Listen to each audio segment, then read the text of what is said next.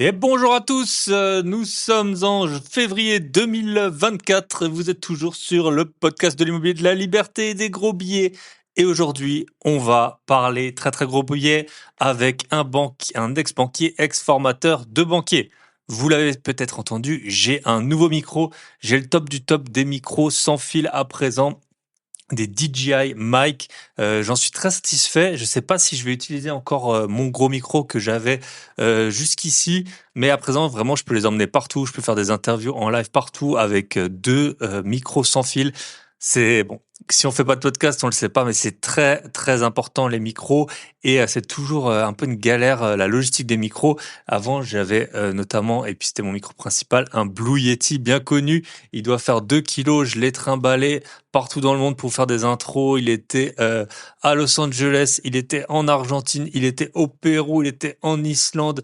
Il a vraiment pas mal voyagé. Et puis là, il a des petits signes de faiblesse. Je pense que il a pas trop aimé la valise pour toujours. Donc là, maintenant, j'ai des micros. Ils sont beaux, ils sont tout petits et le son, je trouve qu'il est plutôt très réussi. Donc, c'est peut-être qu'avec ce micro que je vais enregistrer la plupart des épisodes à venir. Sinon, qu'est-ce que j'ai à vous dire? J'ai beaucoup de choses à vous dire aujourd'hui. Alors pour aujourd'hui, donc on va enregistrer avec Thibaut Aimé. C'est un ex-banquier, ex-formateur de banquier. En fait, j'avais plusieurs épisodes d'avance et je vous ai fait voter sur Instagram entre 3 épisodes celui que vous voudriez avoir cette semaine. Et c'est décidé, c'est donc Thibaut Aimé. On va parler financement. Avec Thibaut, on a fait un autre épisode, vous le savez très probablement, avec mon associé Michel. On a on peut dire des podcasts privés, mais c'est beaucoup plus que ça, qu'on appelle la boîte à outils des investisseurs. Et on a enregistré un épisode spécial parce que dans cette boîte à outils des investisseurs, on parle pas du chemin des invités, mais on parle vraiment d'un point précis des investisseurs, notamment immobiliers. Et là, avec Thibaut, on a fait un épisode spécial sur le podcast privé qui va paraître, qui s'appelle d'ailleurs Contourner les règles du HCSF légalement, bien sûr, et les 35% de taux d'effort maximum, de taux d'endettement maximum. Donc, on va voir justement avec lui taux d'effort, d'endettement, plein d'autres ratios, tout ça. On a vu avec Thibaut, donc l'épisode, il va paraître très bientôt. Si vous allez donc sur boîteabillets.com, vous avez toujours le lien dans la description. Vous voyez la liste des épisodes qui sont sortis, des épisodes à venir. Le prix augmente progressivement. Alors, pas pour ceux qui sont déjà engagés, mais au fur et à mesure des épisodes qui arrive, eh ben, on augmente le prix légèrement. Mais si vous êtes rentré sur la boîte à billets, votre prix bougera jamais. Donc n'hésitez pas à nous rejoindre. Vous pouvez, c'est une question qu'on m'a posée plusieurs fois. On n'est pas une salle de sport. Vous pouvez bien sûr arrêter quand vous voulez. Vous commencez, vous arrêtez quand vous voulez. Mais en tout cas, avec Thibaut, on a fait un très très bon épisode et j'ai enregistré plusieurs épisodes donc pour les semaines à venir sur ce podcast privé récemment. On a enregistré avec un ingénieur structure où on a parlé surélévation, casser un mur porte-cœur, à quoi il faut faire attention, combien ça coûte. Notamment, on a fait aussi j'ai enregistré un épisode avec Amani qui était déjà passé sur le podcast pour parler vente aux enchères. Elle a fait plusieurs ventes aux enchères. Elle a acheté plusieurs biens grâce à ça. Toute la procédure, ce à quoi il faut faire attention, le formalisme, combien il faut avancer de cash pour pouvoir se positionner et tout ça, trouver un avocat pour participer aux ventes aux enchères. On a fait un bon épisode avec Amani et j'ai enregistré aussi un épisode pas plus tard que dimanche avec deux stars qui passeront aussi sur le podcast public, mais avec Julien et Marie. Et Marie, elle est expert comptable notamment, et Julien, il est banquier privé. Et avec eux, j'ai fait un épisode spécial déduction sur la société, quelles charges on peut passer quand on est investisseur immobilier, donc soit en LMNP, soit en SCI, soit en SAS. Également, comment sortir de l'argent avec de ces sociétés, bien sûr toujours légalement et avec le moins de fiscalité possible et de cotisation sociale. Donc, je pense que c'était un épisode qui était très attendu. Il paraîtra aussi, vous avez tous les détails, donc vous allez sur www.boîteabillets.com, billets bien sûr au pluriel, et vous avez le lien dans la description. Sinon, et d'ailleurs, donc ça s'appelle la structure que j'ai avec mon associé, ça s'appelle le Club Invest. Et félicitations, donc j'ai beaucoup de choses à vous dire, hein, mais je vais essayer d'aller vite. Félicitations, on accompagne un très petit nombre d'élèves slash membres slash investisseurs déterminés à faire des acquisitions et le même jour La semaine dernière, on a Valentin et Manu qui ont acheté leur premier bien. Ça fait qu'en fait, on n'a que eu des réussites. On a toujours eu des membres ceux qui ont suivi notre technique. Et ben voilà, ils ont tous des biens à présent. Donc on est trop contents. On fera sûrement un épisode avec un peu les anciens du Club Invest. Donc si vous voulez qu'on vous accompagne également, vous pouvez nous écrire. Donc il y a aussi le lien dans la description. Me contacter par email, etc. Mais par contre, il n'y a pas toujours des places. Parfois, il y en a.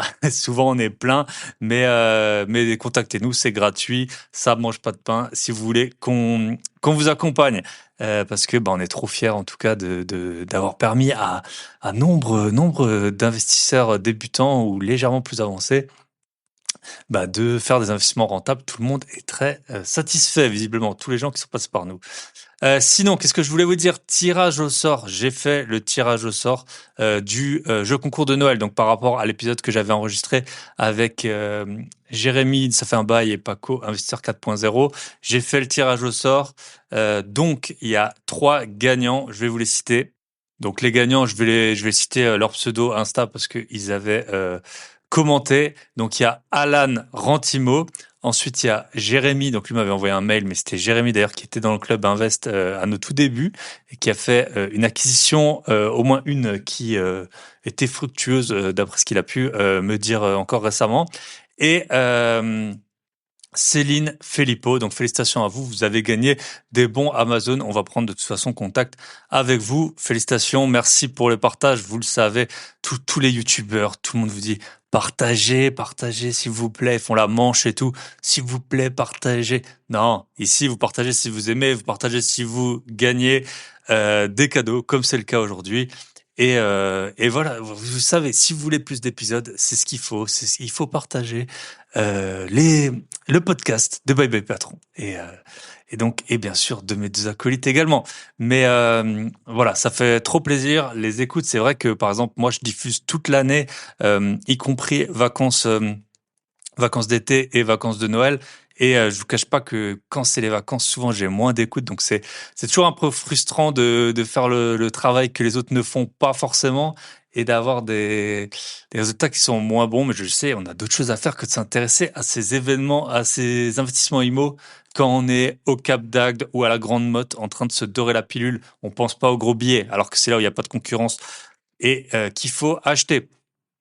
Mais bon, en tout cas, moi, je sors comme un métronome. Ça va faire 3 ans, un épisode par semaine. On a dépassé les 150 épisodes.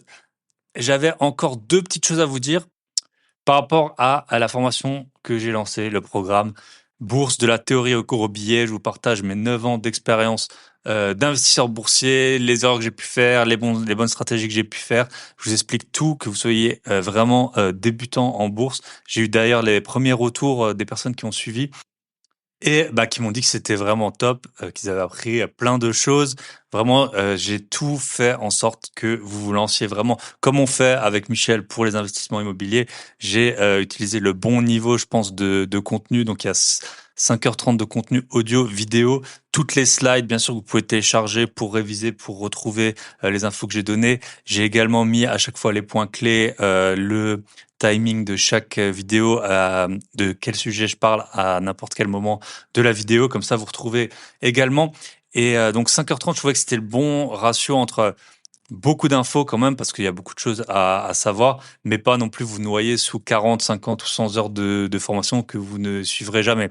Par contre, j'avais dit que je ferais des formations, des vidéos bonus. Il y en a une qui est sortie, c'est sur la stratégie à dividende. Donc il y a plusieurs stratégies. Je vous ai expliqué dans la formation de base tout, bien sûr, les notions de dividendes, les sociétés qui payent, tout ça. Mais là, je vous ai fait vraiment un épisode de 3/4 d'heure sur la stratégie à dividendes. Je vous donne la liste des dividendes aristocrates US. Je vous explique comment surperformer, comment il a été possible de surperformer le S&P 500 grâce à cette stratégie. Donc vous avez vraiment les 66 actions à dividendes aristocrates, donc qui ont fait que augmenter depuis plus de 25 ans, je crois que c'est, ou 35 ans. Et après, je vous montre aussi des exemples des dividendes que je touche, à quoi ça ressemble. Vraiment, vous avez le print screen de mon portefeuille, de mon compte. Donc c'est pas le compte titre, c'est un compte espèce qui est adossé au compte titre. Qu'est-ce que je vous montre d'autre? Je vous parle de Pernod Ricard, je vous parle de Coca, je vous parle de Facebook Meta, tout ça dans les stratégies à dividendes. Donc, si vous êtes déjà membre, allez voir, il y a donc cette vidéo bonus. Vous l'avez peut-être pas encore vue si vous avez regardé la formation au tout début. Et puis, il y a d'autres vidéos bonus qui vont sortir, notamment sur tout ce qui est ETF crypto et stratégie qu'on appelle valeur. Donc ça viendra dans les semaines à venir. Voilà, on peut attaquer. Et je vous rappelle, bien sûr, pour les 50 premiers qui auront souscrit à la formation sur la bourse, vous avez un prix, c'est moins de 100 euros. Et en plus, dedans, je vous donne mes codes de parrainage qui pourraient même, si vous les utilisez et qui fonctionnent pour vous, il y a toujours des conditions, vous le savez, mais il y avait 230 euros à récupérer avec les deux codes de parrainage que je vous donnais sur les brokers que j'utilise principalement. Donc voilà.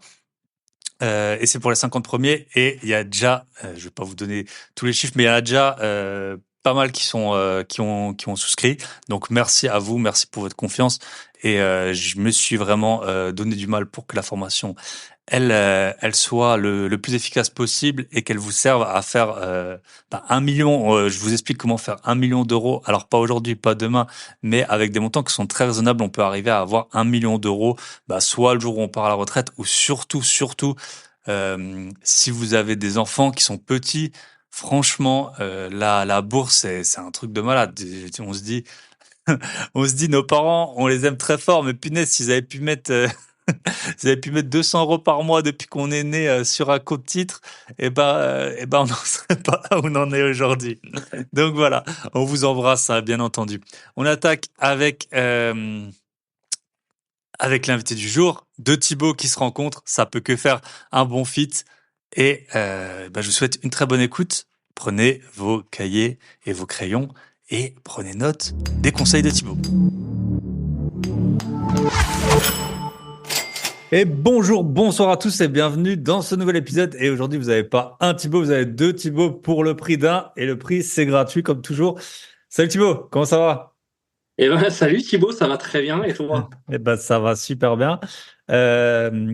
Aujourd'hui, on va parler de deux choses, enfin de plein de choses, mais surtout, on va parler financement 2024, comment avoir un financement, qu'est-ce qu'il faut regarder quand on veut se faire financer, quelles sont les optimisations possibles. Et avant, on va te laisser te présenter rapidement. Et puis après, on va parler un petit peu de ton parcours en tant qu'investisseur, parce que toi, tu as été donc banquier, formateur de banquier, sportif de haut niveau aussi en passant, et investisseur. Donc, tu as un peu toutes les casquettes d'un bon invité. Je te laisse te Ouais, présenter. Vas-y, j'ai un vas-y. parcours un peu atypique. Donc déjà, Thibaut, je voulais te remercier de m'accueillir sur ton podcast. Voilà, c'est un podcast que j'aime beaucoup et c'est pour ça que je me suis permis de t'écrire il y a quelques mois de ça. Parce que voilà, ça m'inspire, parce qu'on même si on est déjà formé sur le monde de l'investissement, des choses qu'on peut faire, etc. Ça fait toujours du bien d'avoir des piqûres de rappel quand on est en bagnole, dans les transports ou quoi, et se dire bah tiens, il y a des invités que je connais pas, on peut se former sur plein de choses. Donc voilà, la première chose que je voulais te dire, Thibaut, c'est un grand merci à toi de m'accueillir sur ton podcast, qui Plaisir ira bien en plus, partagé. parce qu'en plus, Bye Bye Patron, ça me correspond plutôt pas mal en ce moment, parce que on en parlera après, mais j'ai quitté mon job il y a pas si longtemps que ça. Donc, pour ceux qui me connaissent pas, je m'appelle Thibaut Aimé, j'ai 37 ans. Je suis un passionné de tout, mais avant tout de sport, comme tu disais. Donc j'ai un parcours qui est très atypique puisque à la base je viens pas du tout ni de l'investissement immobilier ni de la banque. J'étais simplement sportif de haut niveau puisque j'ai été tennisman professionnel pendant 2 ans et j'ai vécu en fait pendant 6 ans une expérience de dingue aux États-Unis, en Floride notamment, où j'ai pu allier en fait le sport de très haut niveau et les études quand j'étais jeune, hein, puisque bon, même si on a le même âge, 36-37 ans, il y a eu une période où on était plus en canne que On ça, je était dirais. jeunes, on avait moins de bides, surtout moi en tout cas. Et, C'est ça. Donc en fait, voilà, entre 2007 et 2011-2012, j'ai pu vivre cette expérience là-bas outre-Atlantique qui m'a permis déjà, un, de pratiquer le sport à très haut niveau et deux, de me forger un espèce d'état d'esprit, de mindset, un peu comme on dit à l'anglo-saxonne, qui me permet d'avoir un esprit hyper ouvert sur la culture de l'investissement, de la prise de risque ou de la chance, on l'appellera comme on veut, parce que là-bas, ils disent take a chance, ils disent pas prends un risque, tu vois.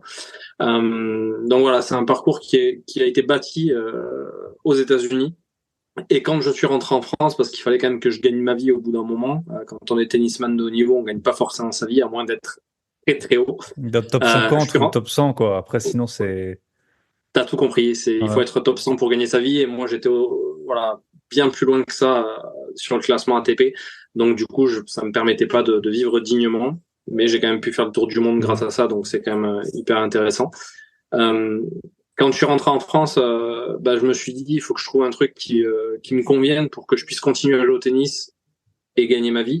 Vu que j'avais fait un master en finance là-bas, la banque c'est voilà naturellement ouverte à moi. Et du coup, je me suis dit, je vais bosser à la banque, tout simplement. Donc, j'étais en région toulousaine. J'ai commencé par la Banque Populaire, où j'ai travaillé pendant 1 an et demi. Et puis, le Crédit Agricole, derrière, est venu me chercher. Et j'y ai fait toute ma carrière jusqu'à l'an dernier, où j'ai gravi tous les échelons, en fait, qu'on peut gravir en tant que banquier. Donc, on commence à l'accueil, hein, où on accueille des gens, on fait des virements, des choses comme ça. Et puis, comme j'avais eu une bonne école de formation quand je suis rentré au Crédit Agricole, mon objectif majeur de carrière, c'était de devenir formateur de banquier. Et c'est quelque chose du coup que j'ai réussi à faire. Et j'ai vécu les 3 dernières années et demie de ma vie au Crédit Agricole en tant que formateur de banquier, où j'aidais en fait les jeunes banquiers à rentrer dans la boîte et je les avais avec moi pendant 4 6 mois sur un parcours très très dense pour qu'ils soient complètement sereins dans leur métier de banquier, tout simplement.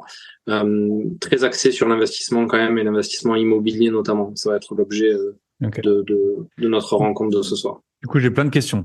Première question, tu peux nous expliquer, normalement, je demande aux invités qui racontent une expérience un peu, comment dire, soit harassante ou soit déplaisante en tout cas, ou insolite de quand ils ont pu être étudiants.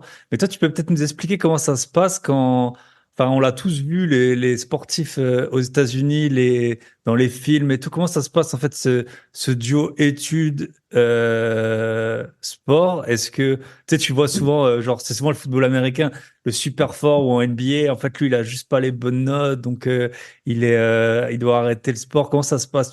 Tu payes pour les études? Est-ce que l'école paye pour toi? Est-ce que tu as une sorte d'engagement vis-à-vis du club? Voilà, C'est, c'est, combien d'heures de c'est une- cours? Enfin, des trucs comme ça, un peu, ouais. Alors cette question, Thibaut, je la trouve juste magnifique parce que déjà il y a rien qui était prévu entre nous avant ce podcast. C'est vraiment du pur feeling et personne ne me l'a jamais posé. Et du coup, elle est hyper pertinente pour moi. En fait, c'est très simple. Quand tu es bon dans un sport en France, je parle pas que du tennis. Il y a beaucoup de sports qui sont ouverts aux études universitaires aux États-Unis. Quand tu es bon, voire très bon dans ton sport en France et que tu veux développer du coup ce sport de haut niveau couplé avec tes études, il n'y a pas d'autre choix pour moi que de partir outre-Atlantique parce que là-bas, toutes les structures sportives sont encore plus importantes que le sport professionnel là-bas. Donc en fait, le deal, il est simple. Tu t'envoies des vidéos de toi en train de faire ton sport, de jouer, etc. Et du coup, comment dirais-je, l'université s'engage en fonction de ton niveau sportif à te payer tes études via une bourse d'études qu'on appelle une scholarship en fait. Et du coup, moi j'ai eu une full bourse, une full scholarship qui m'a permis simplement de ne rien financer. Mes parents n'auraient pas pu, à l'époque, j'avais perdu mon papa avant de partir, donc c'était très compliqué pour ma maman de pouvoir financer ne serait-ce que 1 000 € par an sur mes études. Et du coup, le niveau de tennis que j'avais en France m'a permis d'acquérir une full bourse là-bas et d'avoir mes études payées. En contrepartie, tu vois, tu avais déjà une partie de la réponse. Tu t'engages auprès de ton université qui te finance tes études. Hein. Ça coûte plus de 50 000 € par an quand tu es européen d'aller dans une université là-bas qu'au niveau des études. Tu t'engages, toi, sur un papier, un contrat que tu fais avec ton université, à ne pas gagner d'argent de manière professionnelle si jamais tu vas professionnel pendant tes études, pendant ton cursus universitaire. Tout l'argent que tu gagnes, tu dois le reverser à ton université.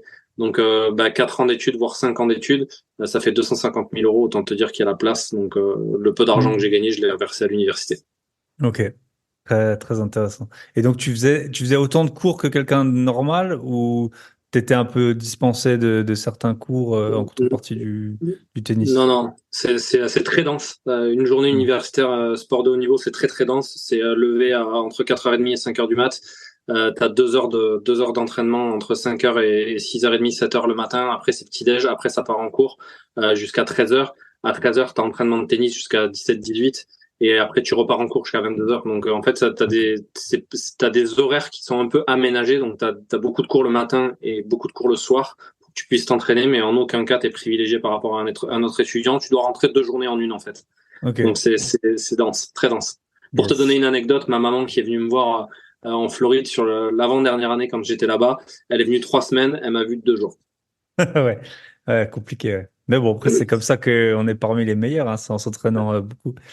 Et tu peux C'est nous dire ça. juste parce que je pense que c'est un fantasme, et surtout si vous avez des enfants. Moi, j'en ai pas, mais je connais beaucoup de gens qui fantasment un peu l'avenir sportif de leur progéniture.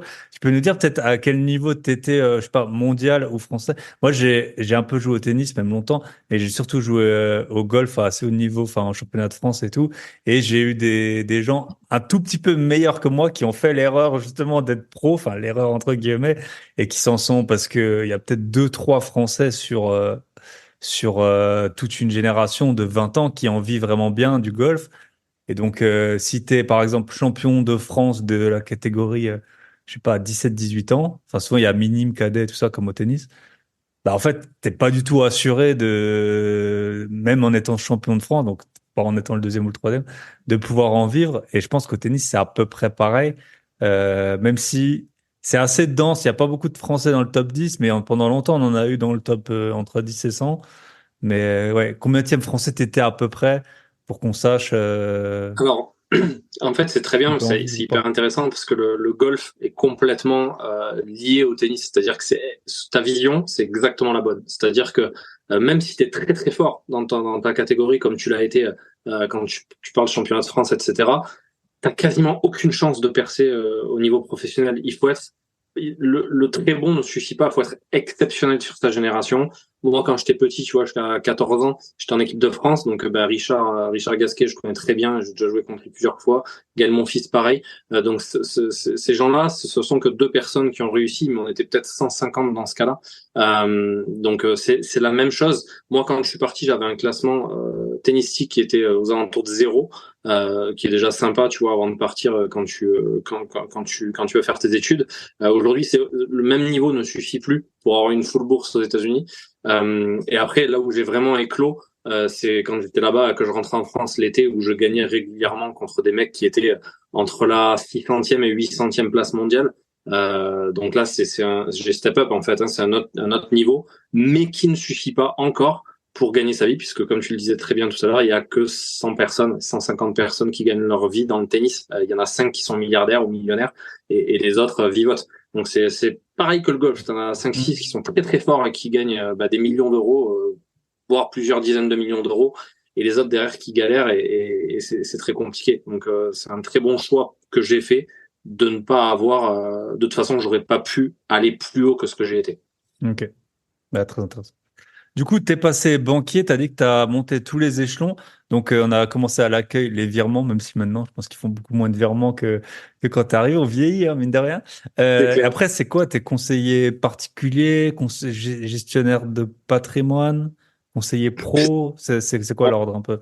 En fait, je sais pas ce que je fais là, c'est exactement, Je fais les questions c'est et les exactement ça. réponses. C'est exactement ça. En fait, bah, après quand t'es à l'accueil, bah, ils testent tes compétences un peu commerciales et tout, et bah ça se passait très bien de ce côté-là. Je suis quelqu'un qui suis avenant, qui parle facilement et tout. Donc du coup, rapidement, j'ai pris un portefeuille de clients. Je dirais, alors je déteste ce mot, mais ils mettent des gros guillemets, mais ça s'appelle de la clientèle tout venant en fait. Où voilà, il y a de tout et n'importe quoi dans la clientèle. Et après, tu montes, donc tu deviens conseiller particulier, puis conseiller particulier haut de gamme, puis conseiller en gestion de patrimoine. Après, tu as le choix de faire du pro ou pas. Moi, j'ai choisi la gestion de patrimoine plutôt que le professionnel. C'est ce qui me plaisait le plus. Et après, j'ai directement été du coup formateur de banquier parce que voilà, tout le monde ne peut pas le faire. J'étais pas plus compétent que les autres, mais c'est vrai que l'à l'aise que cette agilité et le fait d'être à l'aise à l'oral me permettait en fait de pouvoir former des gens. Tu vois, aujourd'hui, je suis intervenant dans des séminaires et tout, et voilà, ce truc-là, en fait, c'est un peu inné chez moi. C'est pas un talent ou une compétence, mais du coup, c'était plus facile que les autres qui sont des fois, t'as des gens qui sont plus compétents que toi, mais qui ont pas cette facilité-là, qui sont plus, tu vois, techniques et tout. Et donc du coup, ça a été naturel pour moi de faire ça et ça s'est bien passé, quoi. Yes, très intéressant. Mais ça, bah, il y a peut-être une part d'inné, une part des États-Unis, une part de vu que c'est un peu facile, tu le fais plus, et après tu deviens meilleur. Donc, ok. Ouais, c'est ça. Puis aussi aux États-Unis, j'étais capitaine de mon équipe de tennis, tu vois, malgré le fait que quand je suis arrivé, je pipais rien en anglais, je parlais pas un mot d'anglais sur les premiers mois, et je me suis retrouvé capitaine de mon équipe. Et finalement, le tennis, on pense que c'est un sport individuel, mais comme le golf, c'est aussi un sport collectif. Il y a plein de Mm. compétitions en équipe, et d'ailleurs aux États-Unis, tout est en équipe, et il y a 25 joueurs dans une équipe. Donc quand t'es Ok. capitaine, bah, tu dois motiver les troupes, tu dois réveiller les gens le matin, faire des speeches et tout. Donc t'as pas le choix, quoi. Tu sors de ta zone de confort et puis t'y vas. Yes. Si tu pouvais faire pareil avec les banquiers quand quand on attend des financements. Allez les gars, on se lève. Yes. C'est Ok. ça. Et donc après, tu étais formateur de. Donc après, on va plus rentrer dans les détails en tant que moi, enfin du côté investisseur, mais peut-être quand tu as dit que tu formais les banquiers, tu es formé à quoi exactement? C'était dans quel domaine? C'était dans les produits que vous vendiez ou alors c'était dans les analyses des dossiers? C'était. Alors, bah, du coup, comme je te disais, le parcours durait à peu près 6 mois, le parcours de formation. Donc, du premier Ok. jour où le jeune arrivait quand je dis jeune, il y avait des jeunes et des moins jeunes, mais souvent c'est quand même des jeunes. Du premier jour où la personne met les pieds dans la banque jusqu'au jour où il est autonome sur son portefeuille. Donc, effectivement, au début, tu commences très large avec c'est quoi un livret A, c'est quoi un taux d'intérêt, tu vois, enfin, tout ce qui a trait à la banque, côté assurance aussi, assurance vie, tout ça. Et après, tu rentres vraiment effectivement, dans les octrois de prêt, dans comment est-ce que tu étudies une demande de prêt, comment est-ce que tu te positionnes sur un dossier de crédit en fonction de la personne que tu as en face, qu'est-ce que tu regardes. Donc vraiment très généraliste, mais moi quand même en spécialité très pointue sur le financement parce que c'est quand même le nerf de la guerre quand tu es banquier. Et j'expliquais aux jeunes que les gens qu'on a en face de nous, souvent, ils viennent pour des projets de vie. Donc, t'as pas le droit de te rater en disant des bêtises sur un ratio qui est pas bon ou tu vois. Donc, je m'en suis fait vraiment un espèce de point d'honneur et de fil d'Ariane de mon métier, quoi. Ok. Et est-ce que tu pourrais, je sais pas si tu le sais, hein, mais est-ce que tu sais à peu près combien un banquier particulier, il, sur combien de projets de crédit immobilier il va travailler peut-être par mois ou par an? Je Bien sais sûr. que le nombre de clients, c'est énorme, c'est souvent, enfin, plusieurs centaines dans les 800 ou 1000, j'ai déjà entendu ça, que tu as comme client quand tu es tout venant. Alors, ouais, Mais après, alors, pour les, t'as complètement raison. Dans un portefeuille de conseillers particuliers, effectivement, tu as 800 ou 1000 clients qui sont déjà dans ton portefeuille, mais en aucun cas tu as un objectif d'aller en chercher 800 autres dans l'année, c'est impossible. oui, oui, bien Euh, sûr. mais en tout cas, en termes d'octroi de financement, sur le financement immobilier, je dirais entre 1,3 million et 1,5 million en région toulousaine par an. Donc, c'est pas énorme, hein, tu vois. Ouais.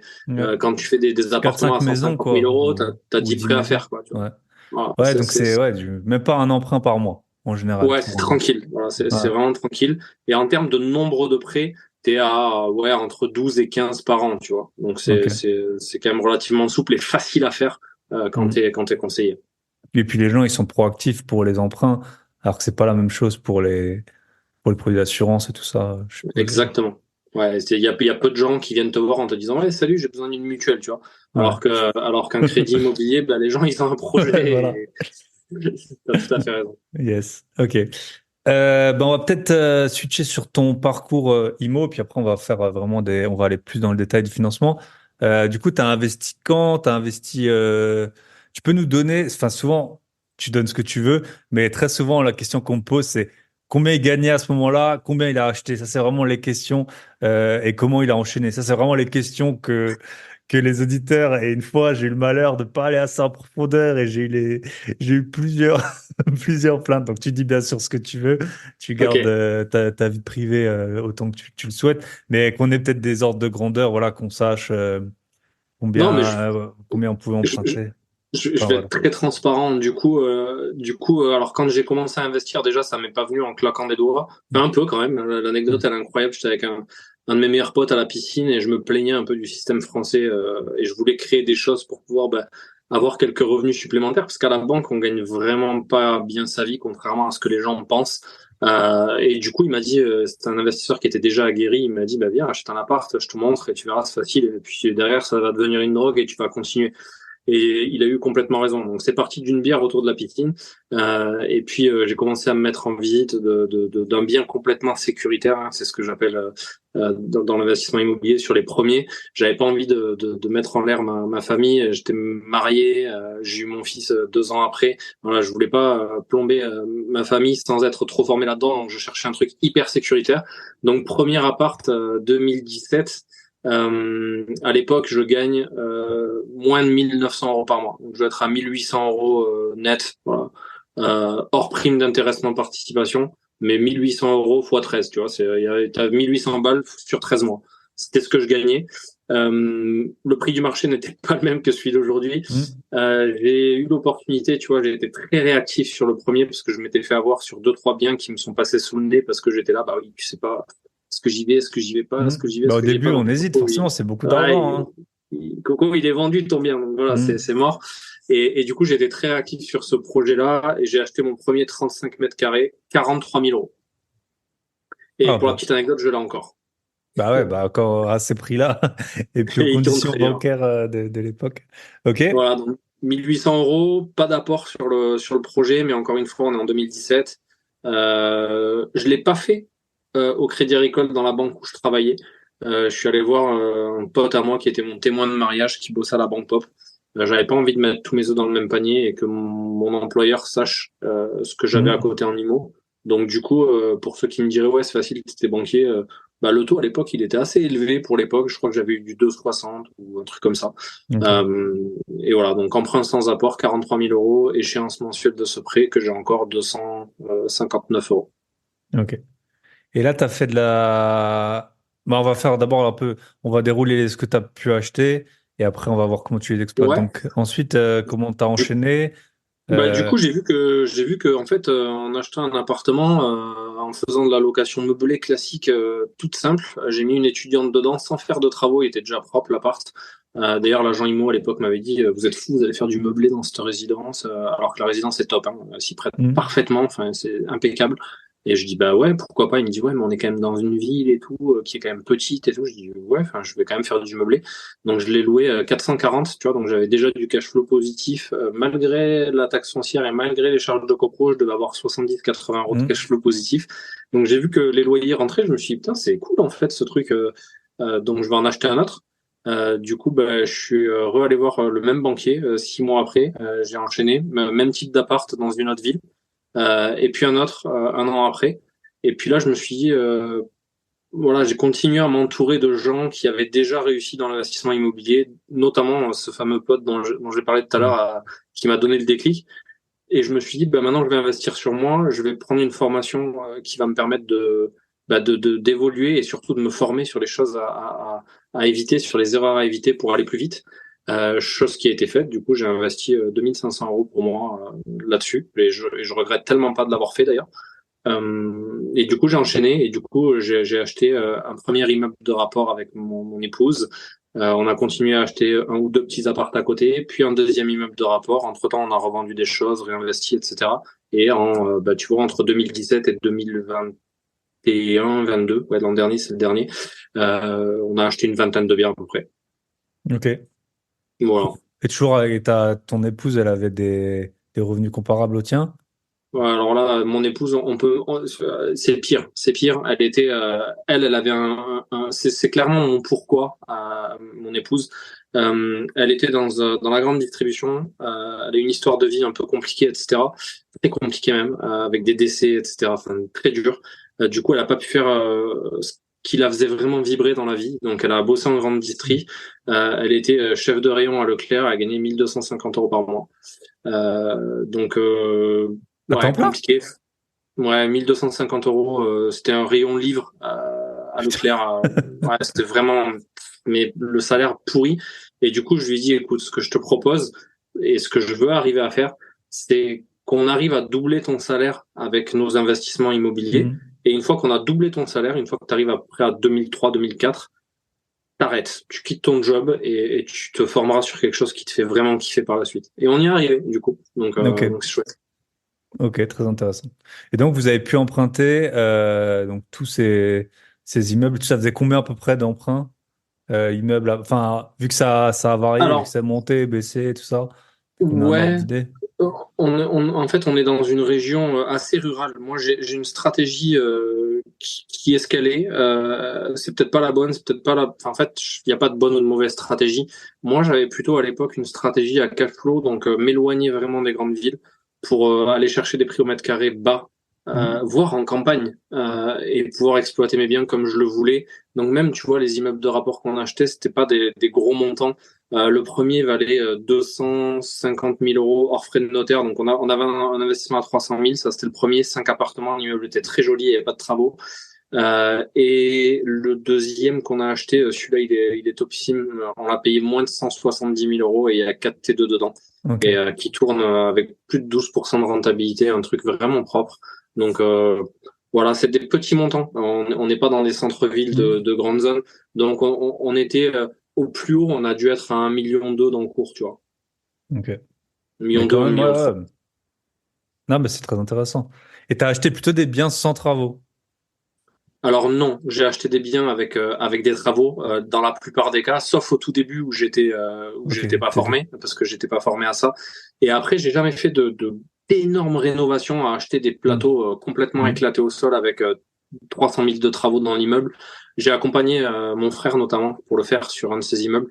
Mais il y avait un archi qui était là derrière aussi, donc Mhm. c'était tranquille. J'ai la compétence pour le faire sans problème, mais le but pour moi, c'était vraiment d'acheter des biens qui étaient déjà propres, de les Mhm. rénover à mon goût, et on va y venir pour évoluer dans des stratégies à haut rendement, notamment sur de la location de courte durée, pouvoir défiscaliser pendant 4 5 ans, être tranquille au niveau des impôts pour revendre derrière et arbitrer.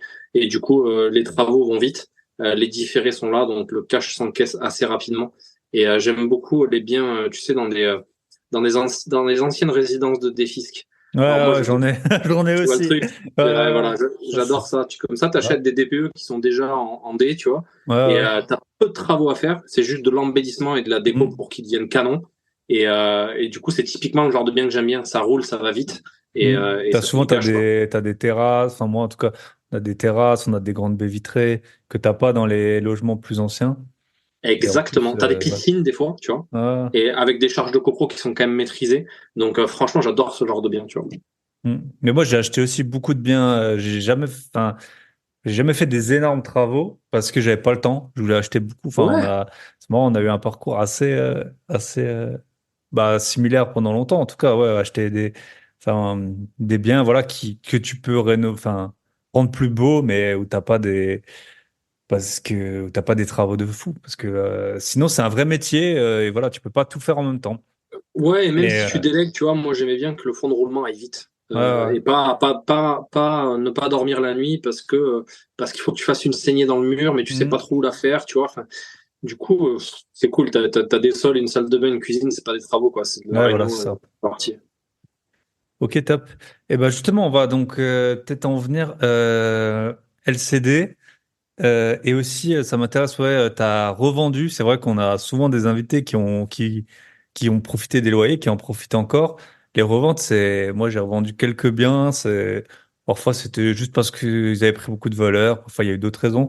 Mais si tu peux nous expliquer, ouais, pourquoi tu as revendu? Pour toi, quand est-ce que c'est le moment peut-être de revendre?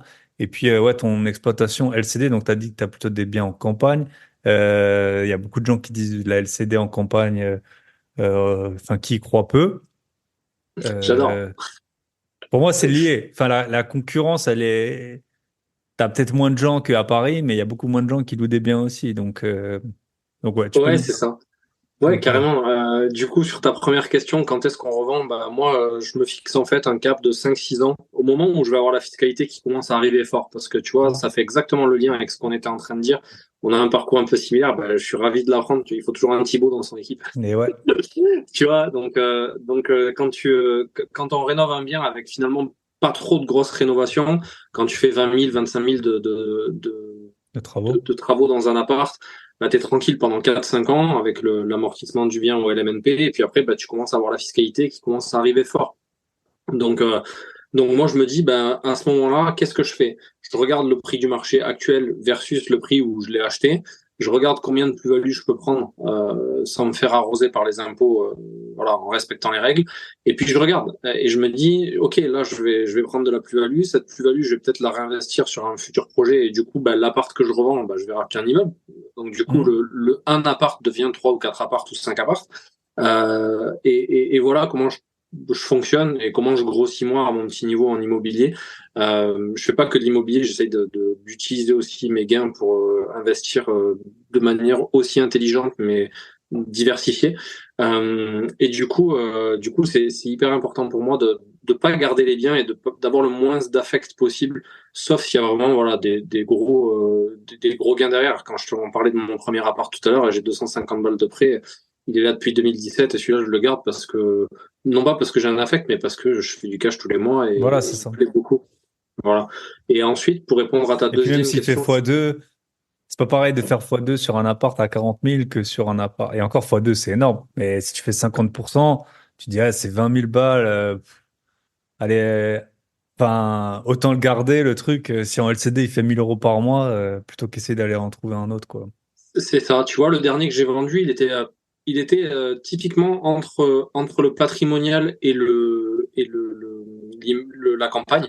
Il était dans une ville très sympa, super bien placé en placement premium et tout. J'avais acheté ça 63 000 en 2018 et je l'ai revendu 122 000, je crois, il y a 5 mois. Donc, tu vois, je fais x2. Mais en termes de LCD, justement, et ça va faire le lien avec ce dont on va parler là dans quelques instants, eh ben, c'était un des apparts qui me rapportait le moins. Parce qu'une énorme concurrence est arrivée dans cette ville. Et du coup, en termes de prix d'achat versus loyer encaissé, je n'étais pas Mm. forcément ultra satisfait. Mm. Tu vois, je faisais 350 de cash flow tous les mois. Donc, Ah, du c'est coup, j'ai sûr que dit, tu allez, prends. C'est ça ça, dégage. 350 versus 60 000 de plus-value, bah, tu vois le temps qu'il faut en LCD à gérer des voyageurs qui savent pas se servir de la télécommande. Et ben, t'as tout des plaques à induction, t'as tout compris, t'as tout compris. Donc voilà, tu vois, donc c'est comme ça que j'ai fait et ça marche plutôt bien pour l'instant, donc c'est cool. Ok. Et après, la deuxième question est très pertinente sur la LCD en campagne. Alors, j'ai déjà fait de la LCD en campagne complète, c'est-à-dire que on était avec ma femme sur le premier immeuble, là, on avait acheté ces 5 apparts là au milieu des vignes, à côté de chez moi dans le Tarn, dans un bled où il y a 3 000 habitants. Et les gens me disaient, mais t'es un ouf, tu vas faire une LCD là-dedans. Je dis, non, non, je vais en faire deux. Et ça marchait fort, figure-toi, sur des 35 mètres carrés, parce que j'avais des gens qui venaient profiter en amoureux le week-end à boire du vin ou faire des mariages. Et j'avais plein de gens qui venaient bosser à la semaine, installer la fibre, machin et tout. Donc j'en avais au taquet. Et du coup, j'adore ces villes-là. Les derniers investissements que j'ai faits, petites villes. Alors, je fais une étude de marché. Hein, je suis pas un fou non plus. Je regarde si ça se loue sur les plateformes, Airbnb, Booking. Je regarde Mhm. le nombre de commentaires, etc. Et je vois que ça se loue. Et les apparts sont dégueulasses. Donc, du coup, avec ce qu'on est capable de faire, toi comme moi, je te dis, bah, si tu fais la diff, tu vas louer au moins aussi bien qu'eux. Mhm. Et c'est ce qui se passe à chaque fois. Et ça marche très fort. Ok, trop bien. Donc les personnes que j'accompagne aujourd'hui sur la partie IMO, parce que je travaille dans l'immobilier aujourd'hui, j'aide les gens à investir sur de l'immeuble de rapport ou de l'appart.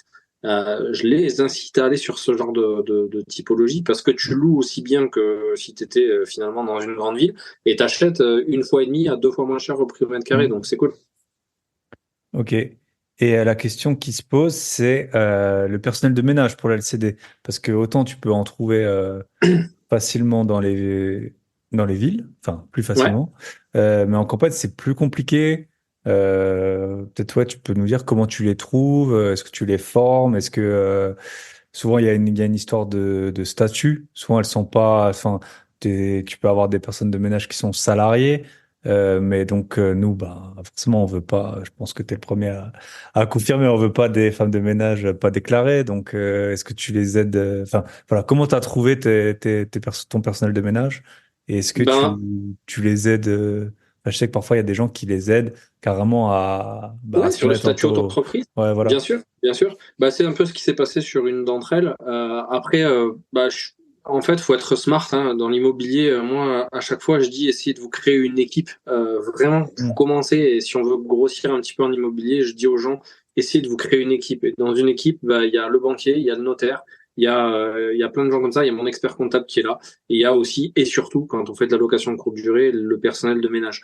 J'ai choisi de pas utiliser de société de conciergerie parce que j'ai pas envie de déléguer cette partie-là à 100%, voire de ne plus être propriétaire de mes annonces. Alors ça, c'est mort. Du coup, j'ai rien contre les sociétés de conciergerie. Au contraire, il y en a qui font du très bon job et qui fonctionnent très très bien. Et j'adore ce qu'elles font. J'en connais d'ailleurs plusieurs qui m'ont proposé de prendre les apparts. J'ai dit non parce que j'aime maîtriser quand même ce truc-là. Mais du coup, dans mon équipe, il y a mes femmes de ménage. Et pour les recruter, je suis beaucoup dans l'humain, tu vois, dans le feeling. Donc, bah, je fais comme tout le monde. Alors moi, je les trouve personnellement souvent sur Allo Voisin. Je rencontre ces gens sur une journée. J'en rencontre 4, 5. Même si c'est en campagne, on a toujours des belles demandes à ce niveau-là. Et d'ailleurs, j'ai rencontré des très belles personnes, des gens qui sont compétents, des gens qui sont sérieux. Après, moi, j'ai cadré le truc. Je fais une checklist de tout ce que la personne a à faire. Je leur fais visiter l'appartement pour leur montrer comment ça se passe. Je leur explique tout au niveau du linge et tout pour ceux qui l'ont jamais fait, parce qu'il y a aussi la gestion du linge qui est pas anodine du tout. Surtout quand on a 2, 3, 4 voyageurs, même sur des petits apparts. Et puis après, ça roule. Et du coup, je fais des check-ups comme ça tous les 5-6 mois. Je vais les voir une fois ou deux. Je les entretiens aussi.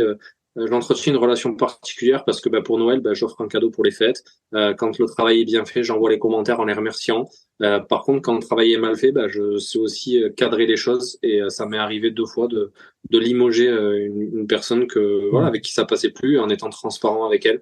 Donc voilà. Et après, bien sûr, quand les personnes ne sont pas compétentes en termes d'administratif et tout, ça peut nous arriver, tu le disais très justement, d'aider ces personnes-là à se constituer un statut, par exemple, d'auto-entrepreneur, parce que toi, comme moi, tu l'as très bien dit, nous, ce qu'on veut, c'est déclarer ces choses-là et les passer en charge, parce que c'est des charges qui sont importantes. Donc, il faut qu'il y ait un statut qui soit là derrière. Donc voilà. Après, c'est quelque chose que je me garde. Pour autant, mes locations courte durée, je sais pas comment toi tu fonctionnes, mais les miennes, en tout cas, j'essaye d'automatiser un maximum. Quand je parle d'automatisation, je parle plutôt de 75 à 80% avec un channel manager. Il y a toujours 20% d'imprévus où tu as les voyageurs qui savent pas faire marcher la télécommande, un four qui marche pas, ou que sais-je. Yes. Ok, super intéressant. Et donc, tu as quitté ton métier de banquier. Banquier. Ouais. Et là, tu avais des revenus suffisants pour en vivre ou tu savais que tu allais aller sur une autre activité? En fait, si tu veux, quand je me suis beaucoup posé de questions cette dernière année et demie, ces 2 dernières années actuellement, et je me suis dit, qu'est-ce que je veux vraiment? Aujourd'hui, j'ai un métier qui me fait clairement chier. J'étais plus formateur, hein. Formateur de banquier, j'adorais cette partie-là. J'étais parti sur un service au siège où je me faisais royalement chier. Voilà, tout simplement. Je suis désolé de l'expression, mais c'est vraiment ce que je ressentais. Et je me disais, ma vie, elle a pas de sens au niveau professionnel. Elle a aucun sens. Moi, ce que je veux, c'est je suis pas quelqu'un qui a envie de gagner 10 000 euros par mois, qui explose ma qualité de vie en fonction de ce que je gagne. J'ai pas besoin de beaucoup pour être bien et heureux. Pour moi, la définition du bonheur, je la vois plutôt comme, tu vois, une balade en forêt de Grésny avec ma femme, mon chien et mon fils, à faire les cons. Et voilà, c'est plutôt ma définition du bonheur plutôt que rouler en Porsche. Et tu vois, c'est pas trop ça. Donc, je me dis, j'ai pas besoin de beaucoup pour vivre. On a un crédit résidence principale qui est très faible parce qu'on a eu de la chance à l'époque. Alors c'était peut-être une erreur, mais aujourd'hui ça nous aide grandement à souffler. On avait une charge résidence principale qui est très faible aussi. Je paye 400 euros par mois de crédit sur mon RP, donc c'est que dalle. Mais j'ai pas de sens aujourd'hui à ma vie professionnelle. Donc je veux vraiment faire quelque chose qui me fait kiffer. Il y a 1 an et demi, j'étais plus du tout en accord avec les valeurs de ma boîte. Un DG qui gère 2500 personnes et qui est dit anglo-saxon avec une vision qui est opposée de la mienne, qui pour moi est dans sa tour d'ivoire et ne voit pas ce qui se passe dans sa boutique, alors que nous, on est là au quotidien à se bouger les fesses pour lui. Donc je me suis dit, stop, maintenant Thibaut, tu vas vraiment réfléchir, te poser et savoir ce que tu veux vraiment faire. Donc la première des choses, ça a été de se dire, ce qui me fait vraiment vibrer aujourd'hui, c'est l'immobilier, donc je veux travailler là-dedans. Donc derrière, je me suis dit, est-ce que je vais dans un réseau mandataire, style IAD, Safety ou quoi, et je vais faire de la RP. Et puis finalement, j'ai un copain qu'on a en commun, que tu connais aussi, un Thibaut, qui s'appelle Julien, qui a monté sa structure et qui m'a dit, Thibaut, si vraiment tu veux t'épanouir dans ce que tu fais aujourd'hui pour toi et que tu veux le faire pour les autres, viens chez moi. Et en fait, ça allait. Cette personne-là, c'est quelqu'un que je connais qui est devenu un ami et nos caractères sont complètement complémentaires et c'est quelqu'un de très sérieux dans le business Donc c'est tout naturellement que je me suis tourné vers lui. Du coup, je suis à mon compte aujourd'hui, j'ai créé ma structure et je bosse pour cette société-là. Et en fait, on aide les investisseurs à investir dans le clé en main pour leur trouver des biens qui sont, un, rentables et deux, pour leur livrer clé en main, comme je dis là, pour qu'ils puissent exploiter ça. Ok. Et à côté de ça, du coup, j'ai voulu quand même créer mon bébé puisque j'ai quand même 12 ans d'expérience solide en banque. Et là, je me suis dit, je vais créer mon bébé où je vais en fait développer et mettre à profit tous mes 12 ans de compétences de banquier et surtout mes 3 ans et demi de formateur de banquier au service des investisseurs. Et du coup, j'ai créé une formation dédiée à l'investissement immobilier et surtout à l'obtention du financement bancaire. Ça s'appelle Infiltrer la banque et du coup, j'ai fait ça, du coup, double activité. Ok. Bah, du coup, on va passer justement sur les secrets des banquiers. Enfin, on le sait, trouver des biens rentables, contrairement, enfin, pour moi en tout cas, c'est plus facile qu'obtenir des emprunts. Donc c'est vraiment le nerf de la guerre. De toute façon, si t'as pas d'emprunt, faire autre chose que de l'immobilier, enfin, la plupart du temps. Euh, alors, j'ai toujours plein de questions, mais euh, déjà, mais c'est aussi intéressant, peut-être peut faire le parallèle avec le tennis. Nous, on est quand même des investisseurs qui sont conséquents. On doit être peut-être dans les 1% ou 5%, je sais pas, en nombre de lots des plus gros investisseurs. Tous les deux, on a des activités complémentaires. Je pense que c'est toujours bien de le rappeler. Voilà, souvent, on capitalise beaucoup d'argent. Les biens, ils prennent de la valeur. Mais si tu veux en vivre complètement, avec un niveau de vie équivalent et tout, il faut quand même, je dirais, au moins une vingtaine de biens qui tournent bien pour avoir un niveau de vie qui est agréable, mais pas non plus incroyable, ni dans un sens, ni dans l'autre. Je pense que tu confirmes, mais c'est vrai que on peut faire un peu le parallèle avec le tennis, quoi, dans le sens où on capitalise beaucoup d'argent, on épargne surtout, enfin, à 10-20 ans, c'est énorme la différence que tu fais par rapport à des gens qui épargnent pas ou qui investissent pas. Mais dans le day-to-day, tu gères les problèmes et tu vois pas toujours le cash arriver.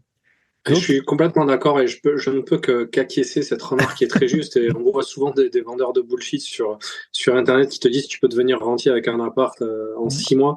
Ça, c'est des conneries. Clairement, alors 20 apparts, ça dépend comment tu les exploites. Il n'y a pas de bon ou de mauvais montant ni de nombre de biens.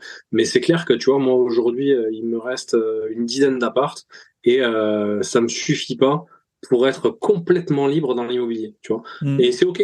C'est complètement oh, OK bah oui, parce que, bien tu sûr. vois, je diversifie, je kiffe ce que je fais aujourd'hui, je travaille pour moi et uniquement pour moi. Et le matin, quand je me lève, j'ai pas l'impression d'aller bosser et Hmm. pourtant je bosse plus que quand j'étais à la banque. Du coup, c'est cool. Et voilà. Ouais. Non, non, c'est intéressant de remettre les choses à plat. Ok, alors j'ai plein de questions.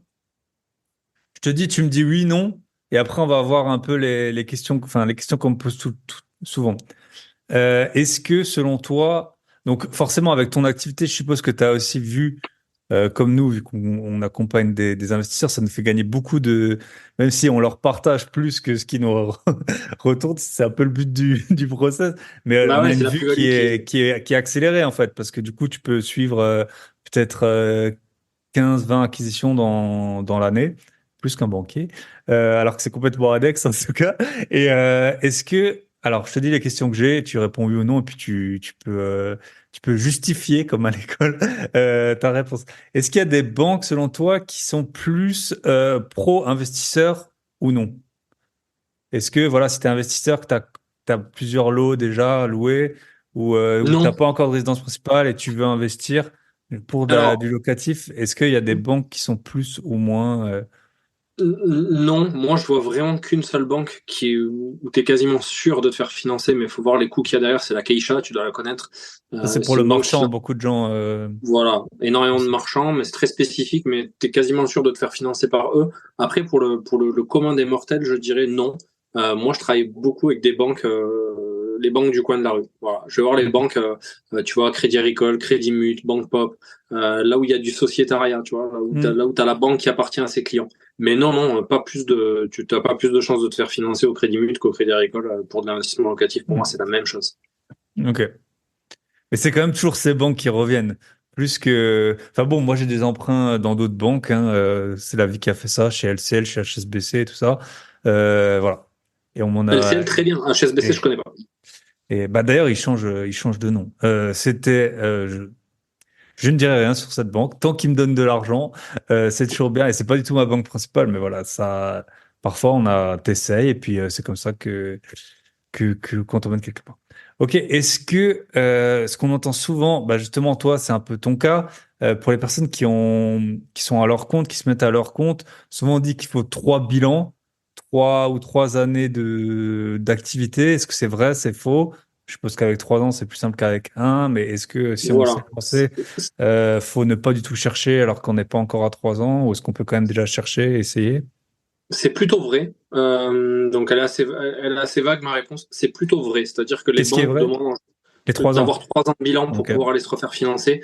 Ce qui est sûr, c'est que comme moi, par exemple dans la situation actuelle où j'ai ma première année de bilan qui va arriver rapidement, mais je l'ai pas encore, c'est même pas la peine de demander. J'ai eu des infos dernièrement avec des potes à moi qui sont directeurs de banque dans le réseau que j'ai, etc. À partir de 18 mois d'ancienneté, avec un prévis sur la deuxième année, tu arrives à aller chercher du financement à partir du moment où tu es déjà client dans la banque et où tu as un background, je dirais, je sais pas comment on dit, un vécu avec eux. Ça veut dire que Hmm. si tu ont déjà financé une OP ou deux et que ça se passe bien, bah, ils vont te suivre. Si tu es prospect, ce sera plus dur. Voilà. Ok. Ok. Est-ce que moi j'avais entendu si t'es chômeur tu peux pas emprunter, ce qui semble quand même cohérent. Est-ce que si Ça, t'es c'est vrai. en CDD, intérimaire, intermittent, est-ce que tu peux emprunter? CDD très compliqué, sauf s'il y a une promesse d'embauche derrière. Donc là, c'est OK, pas de problème. La banque va regarder en fait ces choses-là et un financement en CDD, je l'ai jamais vu quand il n'y a pas de promesse d'embauche derrière, sauf si tu es par exemple militaire. Parce que les Hmm. militaires, ils sont considérés comme CDD pendant très longtemps. Parce qu'en fait, le fait d'être CDI chez les militaires, je crois qu'il n'y a que le parcours sous-officier qui permet de faire ça. Et il n'y a pas tous les militaires qui sont sous-off. Donc, du coup, ils sont CDD pendant 8 ans, tu vois. Hmm. Et ils ont des contrats comme ça. Donc, du coup, là, la banque va regarder et se dire, attends, moi, j'ai une anecdote là-dessus où j'avais eu un refus d'un couple, pour un couple de militaires. Donc, les deux étaient militaires. Ils venaient de s'engager pour 8 ans. Et il y avait au taquet d'épargne, enfin, le dossier était nickel, sexy au possible et tout. Et la banque m'a dit non. Donc là, je suis allé voir le chef de mon chef. Je lui ai posé le dossier sur le bureau. Je lui ai dit, si à 14 heures, j'ai pas l'accord, je me casse. Et du coup, on a eu l'accord. Mais tu vois, c'est pas possible. Les mecs, ils sont en Hmm. CDD, ils sont CDD pour 9 ans. T'es obligé de Yeah. leur prêter avec C'est des ça. bons revenus, Ouais. des parents qui étaient là derrière et tout. Enfin, c'était canon. Donc voilà, Hmm. donc c'est complètement con. Donc les CDD, il faut une promesse d'embauche derrière, ça c'est sûr.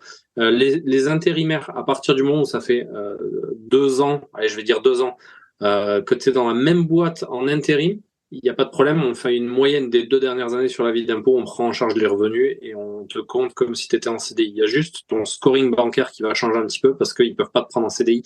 Donc Hmm. c'est comme si tu avais un long CDD, mais ils peuvent en tenir compte. Et après, ça dépend le secteur d'activité, Bien tu vois. sûr. Si je te dis le mec, il est intérimaire et j'adore En les montres. restauration, Et c'est pas comme en soudure, par exemple, je pense. Ou des... ouais, ouais, voilà, tu vois, il y Hmm. a toujours du boulot dans des métiers comme ça. Si t'es dans un métier très spécifique et dans l'horlogerie ou tu vois, j'en sais rien, ça peut être plus compliqué. Mais si t'es dans des Hmm. métiers, voilà, restauration, technicien d'usine, j'en sais rien, tout ça, c'est facile. Donc il n'y a pas de problème de ce côté-là. Et après, les intermittents du spectacle compliqué. Quand t'en as un sur les deux, quand c'est un couple. Bon, ils font l'effort en fonction de la durée, depuis combien de temps il est intermittent, parce qu'en fait, ils sont compensés par Pôle emploi sur une certaine période de l'année. Si tu as les deux, ça pue. Ouais, c'est Ok. compliqué. Ok. Une autre question que j'avais, c'était, je sais pas trop, je sais pas trop d'où ça sort, parce que bon, on a eu le HCSF qui a limité notamment fortement Effort. le taux d'effort, donc à 35%. Mais souvent, on voit sur les réseaux des gens qui disent, maintenant, faut mettre de l'apport. Est-ce qu'il y a eu un changement, selon toi? Donc, historiquement, on pouvait, moi j'en ai mis souvent, un peu, souvent c'était 10% du tout, y compris le notaire. J'ai eu une seule fois un emprunt à 110, comme on dit, 110% où tu as tout qui est financé. Mais est-ce qu'il y a eu un changement? Pourquoi est-ce qu'on dit ça? Parce qu'avant, c'était pas non plus automatique d'avoir 110%. Il y en a qui l'ont eu, il y en a qui l'ont pas eu. Parfois, ça avait un intérêt, parfois moins. Est-ce qu'il y a eu un changement récemment qui fait que ou c'est juste par rapport aux revenus, sinon ça passe pas. C'est sûr que les taux ils montent, ta mensualité elle monte, et donc plus tu mets d'apport, plus ta mensualité T'as les deux baisse. en fait. T'as Ouais. les deux côtés, mais oui, je vais te répondre. Il y a eu un changement quand même au niveau des banques à ce niveau-là. Moi, sur 80% de mes investissements, j'ai eu du 115% même. Enfin, je mettais Hmm. zéro d'apport et je n'ai que 20% de mon patrimoine dans la banque pour laquelle je travaillais. Donc, Hmm. ça veut dire que je suis allé chercher du 115, 120 dans d'autres banques. Mais ça, c'était un choix perso. Et comme tu dis, c'est pas forcément une bonne idée. Bon, à l'époque, les taux étaient quand même vraiment tellement faibles que c'était cool, on te donnait l'argent. Mais oui, il y a eu un changement. Et aujourd'hui, même si tu es à 28% de taux d'effort, sans apport, la banque va te demander de mettre les frais de notaire à minima sur la table dans 80% des cas. On arrive quand même de temps en temps à aller chercher du 110, mais il faut se battre, il faut persévérer, aller voir 6, 7, 8, 10 banques pour y arriver. J'ai des clients qui arrivent, moi. J'ai des clients, là, pas plus tard qu'il y a 2 semaines, qui m'ont dit j'ai réussi à avoir du 110 sur 25 ans, s'il te plaît. Hmm. Chose qui est très rare aujourd'hui. Donc on y arrive encore, mais voilà, faut se battre, faut pousser, faut pousser. Mais oui, il y a eu un vrai changement et aujourd'hui, ça sera très difficile de demander un emprunt ne serait-ce qu'à 110%. Si tu mets pas tes frais de notaire sur la table aujourd'hui, les banques, c'est quand même ultra réticent, sauf dans quelques-unes pour de la résidence principale, mais pour du locatif, plus trop le choix, quoi. Ok. Donc il y a eu un vrai Ok. changement. Ouais. Mais je pense que tu peux confirmer que c'est pas parce que tu peux tout emprunter qu'il faut investir sans argent. Enfin, c'est quand même bien d'avoir un peu d'épargne de côté, surtout Mais avec des travaux. mais surtout aujourd'hui, Ouais. Thibaut, c'est hyper. Ce que tu dis là, c'est non seulement vrai, mais en plus de ça, il faut l'appuyer parce que le 110% aujourd'hui, quand tu as des taux qui sont pas forcément hauts, moi je suis pas d'accord avec les gens qui me disent ouais 4,5, 5% c'est super haut, c'est pas super haut, c'est normal en fait. Ce qui était pas normal, c'est ce qui se passait sur les 4-5 dernières années. Mais tu as quand même 5 points ou 4,5 de taux d'intérêt. Donc si tu empruntes à 110%, ces 4,5 ils sont dedans, donc tu payes des intérêts forts tous les mois. À contrario, si tu as un bien qui te rapporte, j'en sais rien, 8-10% par an, on va dire 8%, parce que les gens vont dire ah, 10% ça n'existe plus, bien sûr que ça existe encore. Tu as un bien qui te rapporte 8, tu mets de l'apport dedans, bah, ton apport tourne à 8%, à ton rendement. Donc du coup, ton argent travaille. Donc c'est loin d'être con aujourd'hui de mettre de l'apport. Enfin, moi, Mm. je suis pas partisan de dire faites que du 115, tu vois. Mm. Il y a pas, et surtout aujourd'hui, il y a 2 ans, à la rigueur, quand tu avais des taux à 0,90, bah, feu, on te donne l'argent, on prend tout ce que tu as à prendre. Aujourd'hui, tu as des taux qui sont à 4,5. Si tu dois mettre de l'apport, c'est pas ça qui doit t'arrêter. Au contraire. Mm. Et par contre, ce que tu disais aussi, et justement, et ça, je le pousse, mais à chacun de mes coachings, euh, il faut avoir des billes de côté. À minima, moi, je dis, ayez au moins 1 an de mensualité de côté à la banque pour pallier à toutes les merdes qui peuvent se passer. On le sait, toi comme moi, un dégât des eaux, un cumulus qui pète, une chaudière, enfin une toiture à remanier qui n'était pas prévue. Il faut avoir de l'argent un petit peu pour commencer à investir dans l'immobilier. On n'est pas des kamikazes. Mm. Même si on construit notre parachute pendant la chute, on a un parachute, quoi. Voilà. Mm. Ok, ok, très intéressant.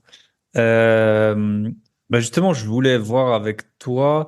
euh, donc maintenant, les taux, parce que historiquement, je pense que tu pourras confirmer, quand les taux étaient super bas, on disait le taux, c'est le dernier truc à négocier. De toute façon, que tu payes 1, 10, 5. Souvent, nous, c'était l'argent. On voulait de l'argent. Enfin, Ça, c'est des clair. fonds. Et puis, c'est toujours le cas, hein, si tu veux. Selon toi, à quoi demain, voilà, admettons, on va faire plusieurs cas de figure, mais admettons, j'ai un bon dossier, voilà, je gagne 5 000 € par mois, je suis en CDI, je fais mon premier achat, euh, à quoi je dois faire attention à ce moment-là, sur quel point c'est important Que je je négocie sois, avec le banquier. que je sois vigilant, voilà, dans mon financement, euh, en admettant que je suis un peu un bon client, et après on verra Ok. si, ouais. Ok. Déjà, la première des choses à ne jamais négocier. Ne négociez jamais ça. Les frais de dossier bancaire. Vous ne les négociez pas. Les fois où les gens sont venus dans mon bureau pour négocier des frais de dossier, je leur ai dit, monsieur, la porte, elle est ouverte. Parce que les gens te disent, oui, je suis un bon client, machin, je paye pas mes frais de dossier. Mais bullshit. Donc, du coup, quand tu vas chez le boulanger, tu payes pas ta baguette, tu Mm. vois. Quand t'as le plombier qui vient réparer ton truc, tu dis, eh, merci, hein, c'était cool, merci pour le dépannage, tu le payes pas. Non. Le banquier se paye. Et c'est normal. Le mec va passer du temps pour l'octroi de ton prêt, pour l'envoyer au siège si c'est pas lui qui décide. C'est 4 à 6 heures de boulot en fonction de la difficulté du dossier. 4 heures si c'est hyper simple, 6 heures si c'est un peu plus compliqué, voire des allers-retours, etc. Donc les 600, 700 balles que le banquier te prend, finalement, c'est le prix d'un artisan, c'est la même chose. Donc ça, s'il vous plaît, ne le négociez jamais. Le taux, aujourd'hui, vu que les conditions ont changé et que c'est quand même plus difficile qu'hier d'avoir un prêt, ne vous attardez pas sur le taux non plus. C'est-à-dire que le taux, il est ce qu'il est. Pour moi, c'est la normalité. Et la normalité, c'est en 2 mots. La normalité. 4,5 sur 20 ans, c'est ce que ça vaut aujourd'hui un prêt bancaire. Vous ne devez pas vous arrêter à ça. C'est-à-dire que dans 3 ans, si les taux sont à 9, parce qu'il y a peu de chances que ça arrive, bah, la chance que vous aurez eue, c'est d'avoir emprunté à 4,5. Et si les taux sont à 2, bah, vous irez voir la banque pour renégocier votre prêt. Donc franchement, ça, ne négociez pas non plus. Moi, ce que je négocie à chaque fois, ce sont des petites choses, mais qui sont hyper importantes. La première, c'est la partie assurance d'essai emprunteur. On n'en parle pas souvent quand on est investisseur, parce que souvent on n'y pompe rien et c'est normal, c'est pas notre métier. Mais la partie assurance d'essai emprunteur, il y a plusieurs choses dedans. Tu as la partie d'essai, la partie perte totale et irréversible d'autonomie, et des fois la partie incapacité temporaire totale. Et en fait, le coût de l'assurance d'essai emprunteur est très important. Sur 20 ans, ça peut représenter plusieurs dizaines de milliers d'euros. Sachez que chaque directeur d'agence a une petite dérogation, mais néanmoins entre 15 et 25%.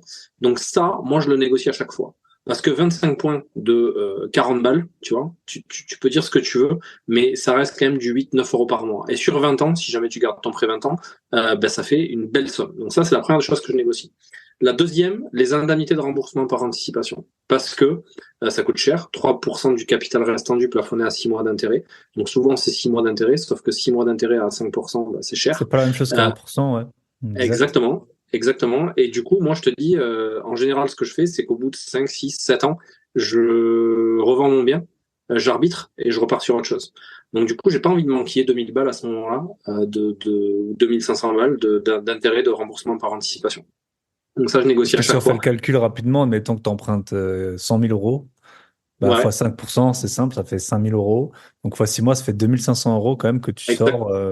exactement. Tout à fait. Tu vois, j'avais pris ma calculette et c'est exactement le calcul. Donc ça, plus l'assurance d'essai emprunteur, tu es déjà à 4-5 000 balles, tu vois, en optimisation de frais là, que tu peux gagner comme ça avec des choses que le banquier peut t'octroyer sans demander la lune, tu vois. Et autre chose que je négocie aussi à chaque fois, il y en a qui seront pas d'accord avec moi, mais c'est pas grave. Je négocie une période d'anticipation sur chacun de mes prêts. Peu importe le montant des travaux. Alors l'anticipation, c'est comme le différé. Je vais pas rentrer dans les détails. Excusez-moi. C'est un petit peu plus avantageux que le différé, mais ça, je le négocie à chaque fois et je prends la durée la plus longue possible. Même si je l'utilise pas, tu vois, je demande 24 à 36 mois de différé sur chacun de mes prêts. Même si je l'utilise pas. Et même si ça coûte cher aujourd'hui avec des taux d'intérêt à 4,5, je prends quand même la durée la plus longue et ça, je le négocie et c'est non négociable pour moi. Parce que je me dis, l'immobilier, c'est de la trésor, ça rentre, ça sort, etc. Mes travaux, en gros, 4 à 6 mois après, ils sont terminés. Donc, je me dis, OK, si j'ai envie de rentrer en amortissement et de payer mon prêt de suite, je fais une lettre à la banque, j'arrête mon différé, je rentre en amortissement de suite. Mais si j'ai envie de prendre un peu de cash, parce que derrière, j'ai une autre opération et j'ai besoin que ça tourne, eh ben, je prends du cash pendant 6 mois supplémentaires ou 10 mois supplémentaires. Et derrière, je me constitue un autre peu de trésorerie pour un autre projet qui est derrière.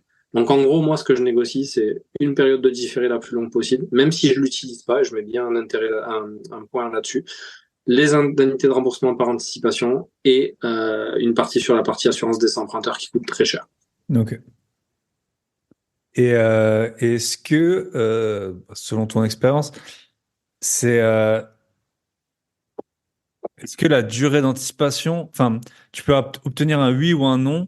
Est-ce que la durée, par exemple, est-ce que demander un an, c'est, enfin, tu vois, 3 ans, c'est mieux qu'un an, surtout quand les taux étaient bas. Est-ce que c'est vraiment plus compliqué ou est-ce qu'en général, c'est oui ou non? Tu vois, est-ce que obtenir un an par rapport à 3 ans, ça, c'est un effort supplémentaire pour le banquier, tu vois, comme tu pourrais lui demander autre chose, ou est-ce que c'est genre, soit il te donne un délai d'anticipation, soit il t'en donne pas, soit c'est oui, soit c'est non. Tu Ouais, vois, à quel point la durée va être dure à obtenir selon toi ou va et ben coûter, entre guillemets, au banquier? en fait, ça dépend de ton projet et de la cohérence du truc. C'est-à-dire que si tu achètes un bien qui est neuf, tu achètes un Pinel, tu fais une bêtise, T'achètes un Pinel, tu le payes 40% de plus que le prix du marché, il est neuf le logement. Comment est-ce que tu vas faire pour demander à ton banquier un différé de 24 mois? Tu peux pas, le logement il est neuf. C'est impossible. Le banquier va te dire pourquoi faire. Tu vois, t'achètes un bien qui est éclaté, un plateau, avoir 3 ans de différé, tu vas lui dire attends, t'as vu l'état de mon bien aujourd'hui, si je veux faire un truc impeccable, bah il faut 24 mois de travaux. Et le temps de synchroniser les corps de métier et tout, bah, il faudra 36 mois. Donc, le banquier facilite les donnes. Maintenant, après, le juste milieu, c'est de se dire, bah, toi comme moi, enfin, si ce qu'on a dit est juste au début, on achète des apparts qui sont moches, mais où il n'y a pas forcément des énormes travaux. Donc, clairement, tu sais que dans ta tête, en 2 mois, l'appartement, il est fini. Comment est-ce que tu vas faire pour justifier 2 ans de différé, tu vois? C'est compliqué. 1 an, tu les as facilement parce que tu dis à ton banquier, bah voilà, je viens de voir, en gros, il y a 3 mois de travaux, j'ai mon artisan qui est pas disponible avant un mois et demi, hein, on le sait, donc 3 mois plus un mois et demi, ben, ça fait 4 mois et demi. Pour ça, tu te démerdes pour arriver au mois de d'avril-mai et tu te dis, eh ben, on est en avril-mai, moi je vais viser la location meublée étudiante, donc les mecs rentrent en septembre, donc il me faut 3 mois de plus, 3 mois de plus, donc en gros, on arrive à 1 an. Et tu les as facilement.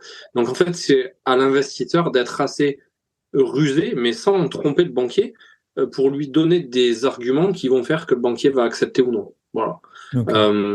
C'est clair que si tu achètes un bien qui est super propre et que tu demandes 24 mois de différé, le banquier va se dire bah non, tu vas pas rentrer du cash comme ça. Mais on y arrive. Et après, encore une fois, c'est beaucoup de feeling. Bon, moi, les partenaires bancaires que j'ai, ils le savent. Pour moi, c'est non négociable. C'est je veux 24 mois, sinon je viens pas chez toi.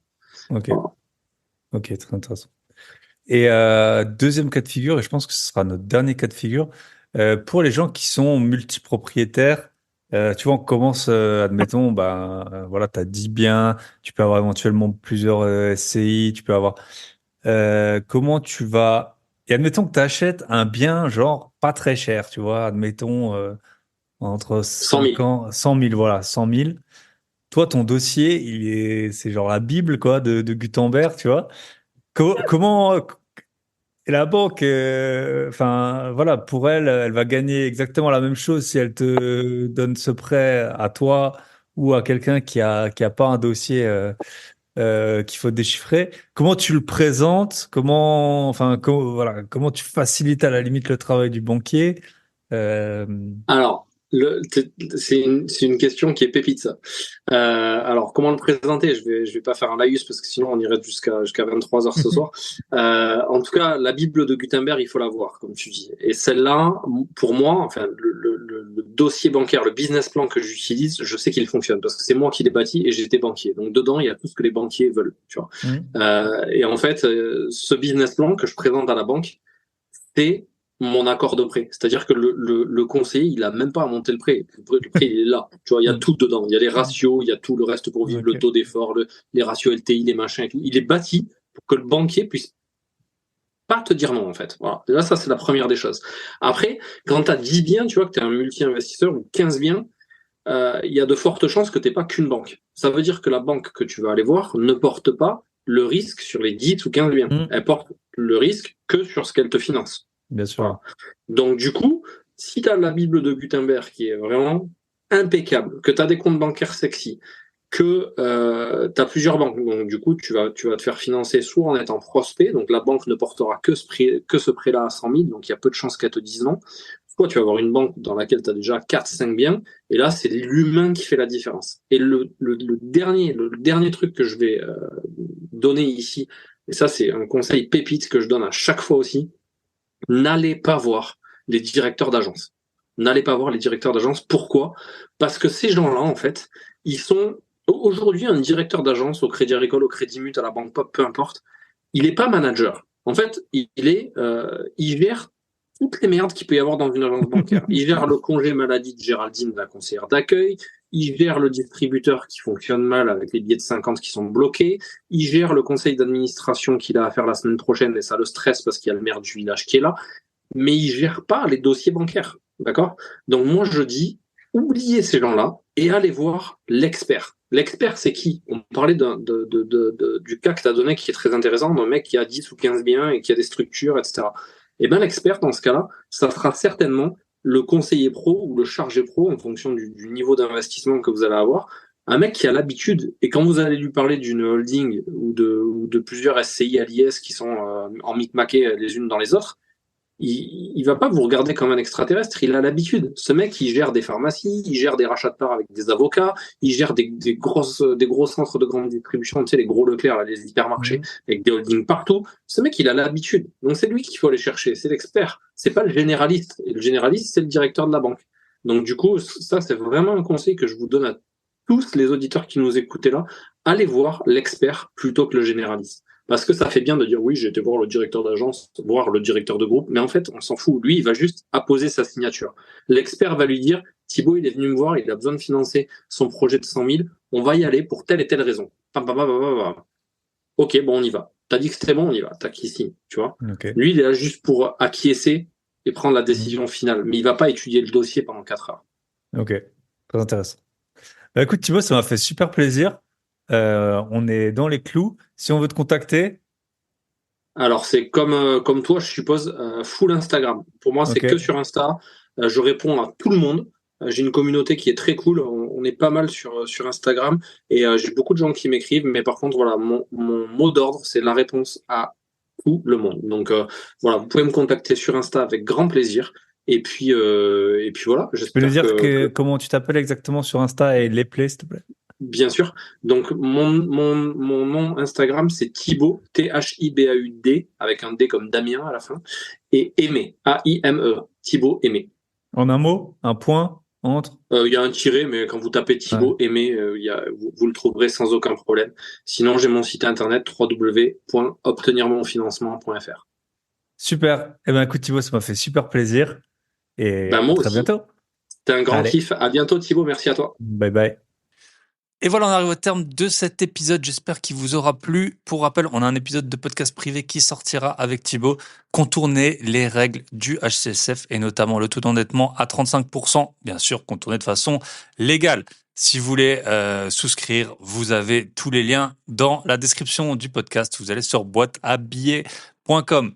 Je vous souhaite une très bonne semaine. Probablement que la semaine prochaine, on aura une star, une femme qui elle le dit, elle adore les chantiers et qui a vraiment activé le mode Rambo. Ce sera l'épisode Construire sa liberté à la truelle et à la disqueuse. Je vous en dis pas plus. Retrouvez-moi et retrouvez-nous la semaine prochaine. D'ici là, prenez soin de vous, prenez soin de vos proches et surtout, prenez soin de vos gros billets. Bye bye.